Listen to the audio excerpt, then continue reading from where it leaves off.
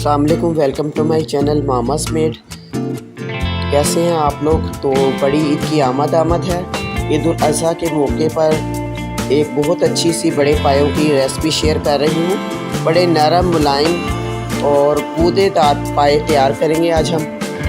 इसके लिए हमने 2 अदद पाए लिए हैं और 1.5 किलो तकरीबन बोंग है। इसमें से मैं एक पाए की रेसिपी शेयर कर रही हूँ, जिसके लिए मैंने आधी बोंग ले ली है और 1 अदद पाया कटा हुआ साफ़ सुथरा धोकर इसकी यखनी तैयार करनी है। 3 अदद प्याज है हमारे पास कटे हुए, नमक, साबुत गरम मसाला, लहसुन, अदरक।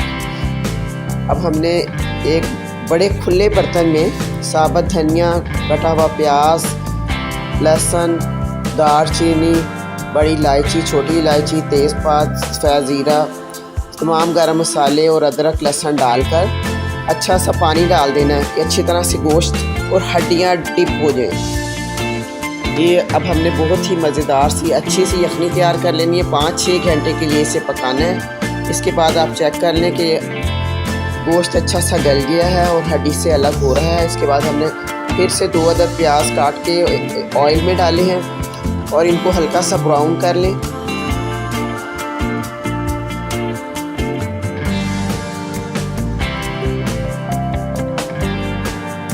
प्याज ब्राउन हो गया। अब हम इसे एक मिल्क शेक के जग में डालकर पीस लेंगे। इसके साथ ही हमने दही भी शामिल करनी है और टमाटर भी शामिल करना है। हमने दही, टमाटर और प्याज को एक जग में डाल लिया और ये ग्राइंड कर लें। ये सब चीज़ें ग्राइंड हो गई हैं। इसके बाद जो ऑयल है इसमें हमने साबुत गरम मसाला डाला है। गरम मसाले को पहले इस वजह से नहीं डाला ताकि वो जल ना जाए। इसके बाद हमने जो मसाला पीस के तैयार किया है ये भी हमने इसमें शामिल कर देना है। पिसा हुआ प्याज, टमाटर और दही।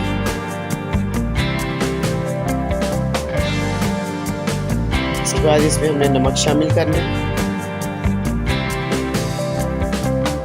हस्बे ज़रूरत।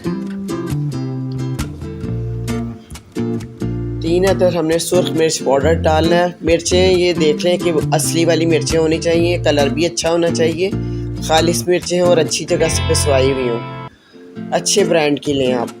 2 अदद हमने पिसा हुआ धनिया डाल दिया, थोड़ी सी हमने हल्दी डाली है इसमें और कलर खूबसूरत आना चाहिए।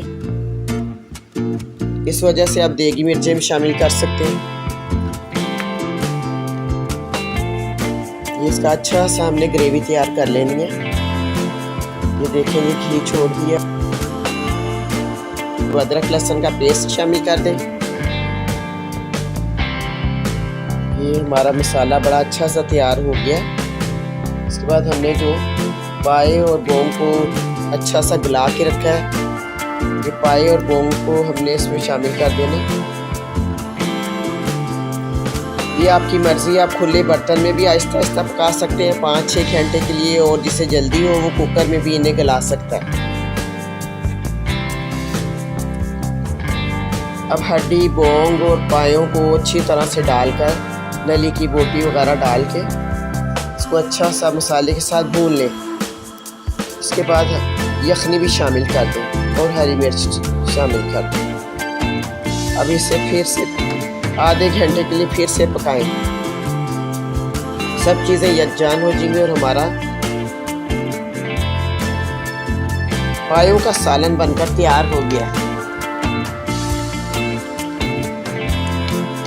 ये देख सकते हैं कि बहुत ही खूबसूरत से पाए तैयार हो गए। तो खाने में भी बहुत मज़ेदार हैं और नरम, मुलायम, गूदेदार हैं। अब इससे हम हरा धनिया डालेंगे जिससे इसकी लज़्ज़त दुबाला हो जाएगी, खाने में भी बहुत मज़ा आएगा। देखेंगे हमारे पाए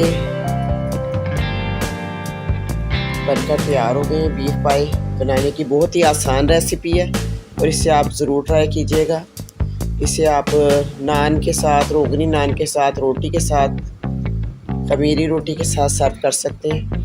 और ये हरा मसाला भी तैयार किया, अदरक, हरी मिर्चें, धनिया, ये ऊपर से आप गार्निश करें और लुत्फ़ उठाएं।